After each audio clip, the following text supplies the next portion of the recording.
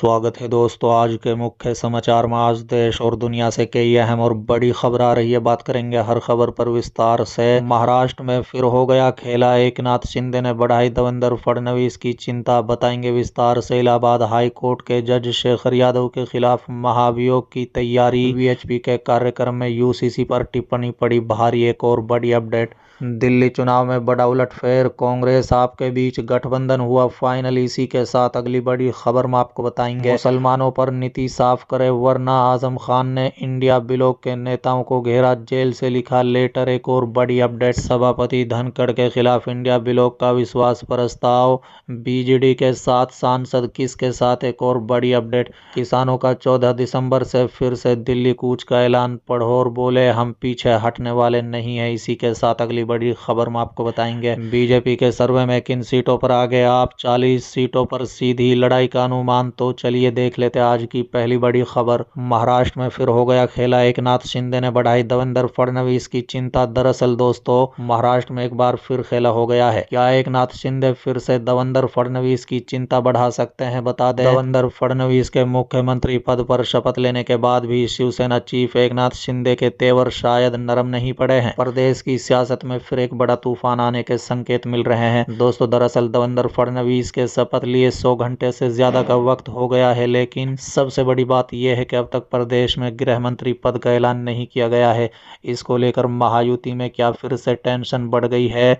महायुति में सब ठीक चल रहा है या नहीं, ये सवाल हर किसी के जहन में बना हुआ है। दोस्तों, दरअसल चुनावी नतीजों के बाद लंबा वक्त सीएम चेहरे तय करने में लगा।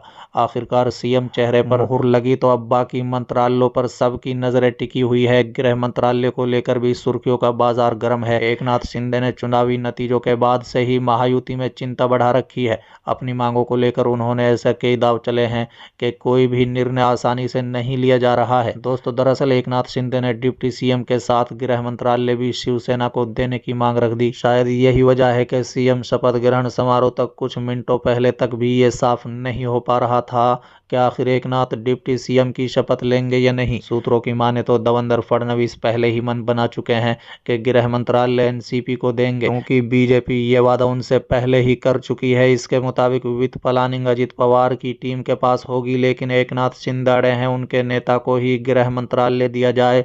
अब देवेंद्र फडणवीस की नजदीकी तो अजित पवार से है ही, यही कारण है कि चुनावी नतीजा आते ही अजित पवार ने देवेंद्र फडणवीस के सीएम नाम पर मोहर लगा दी थी। इससे पहले भी वो देवेंद्र फडणवीस के साथ डिप्टी सीएम की शपथ ले चुके थे। चलिए अगली खबर, सभापति धनखड़ के खिलाफ इंडिया ब्लॉक का विश्वास प्रस्ताव, बीजेडी के 7 सांसद किसके साथ। जी हां दोस्तों, आपकी जानकारी के लिए बता दें कि जैसे कि आशंका थी, मंगलवार को विपक्ष इंडिया ब्लॉक की ओर से राज्यसभा के सभापति जगदीप धनखड़ के खिलाफ ऊपरी सदन के सेक्रेटरी जनरल का विश्वास प्रस्ताव सौंप दिया गया था। इस प्रस्ताव पर विपक्षी दलों के 60 सांसदों के हस्ताक्षर हैं, लेकिन किसी भी पार्टी के सदन के नेता ने इस पर दस्तखत नहीं किए हैं। बता दें कि देश के उपराष्ट्रपति ही राज्यसभा के पदेन सभापति होते हैं। जब 2022 के जुलाई में बीजेपी ने ऐलान किया था कि पश्चिम बंगाल के तत्कालीन राज्यपाल जगदीप धनखड़ उसकी ओर से उपराष्ट्रपति पद की उम्मीदवार होंगे, तो नवीन पटनायक की अगुवाई वाली बीजू जनता दल यानी बीजेडी ने उनकी उम्मीदवारी का समर्थन किया था। बीजेडी तब भी ना तो एनडीए के साथ था और ना ही कांग्रेस की अगुवाई वाले विपक्षी दलों के गुट का हिस्सा था। बता दें कि उस समय बीजेडी के वरिष्ठ नेता पिनाकी मिश्रा ने पीटीआई से कहा था कि प्रधानमंत्री मोदी के नवीन बाबू के तत्कालीन सीएम से बात करने के बाद ये तय किया गया है कि पार्टी धनखड़ का समर्थन करेगी। लेकिन राज्यसभा के इतिहास में पहली बार विपक्षी दलों का गठबंधन इंडिया ब्लॉक उन्हीं धनखड़ के खिलाफ अविश्वास प्रस्ताव लाया। इसके बारे में कांग्रेस नेता जयराम रमेश ने कहा कि इंडिया ग्रुप से जुड़ी सभी विपक्षी पार्टियों ने एकजुट होकर सर्वसम्मति से राज्यसभा के सभापति के खिलाफ अविश्वास प्रस्ताव का समर्थन किया है। हमें राज्यसभा के 72 साल के इतिहास में पहली बार यह अविश्वास प्रस्ताव लाने के लिए मजबूर होना पड़ा। जिस तरह से उन्होंने राज्यसभा को चलाया है, दुर्भाग्य से हमें ऐसा प्रतीत होता है कि वो पक्षपातपूर्ण है। चलिए अगली खबर, दिल्ली चुनाव में बड़ा उलटफेर, कांग्रेस आपके बीच गठबंधन हुआ फाइनल। दरअसल दोस्तों, दिल्ली विधानसभा के जल्दी चुनाव होने जा रहे हैं। अगले साल होने वाले चुनाव को लेकर इस वक्त कांग्रेस, आम आदमी पार्टी और बीजेपी लगातार मेहनत करती हुई दिखाई दे रही हैं। कुछ दिनों पहले कांग्रेस और आप पार्टी को लेकर ऐसा कहा जा रहा था कि वो इस बार के चुनाव में अकेले ही चुनाव लड़ने जा रही हैं, लेकिन ऐसी संभावित होता हुआ नजर नहीं आ रहा है।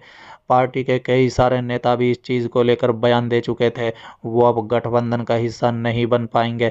वहीं इन सब के बीच गठबंधन के लिए कांग्रेस और आम आदमी पार्टी के बीच सहमति उस वक्त अंतिम चरण में चल रही है। सूत्रों के मुताबिक जो जानकारी इस वक्त सामने आई है, उसके मुताबिक कांग्रेस के 15 सीट और बाकी इंडिया गठबंधन के दलों को 1 से 2 सीटें दी जा सकती है।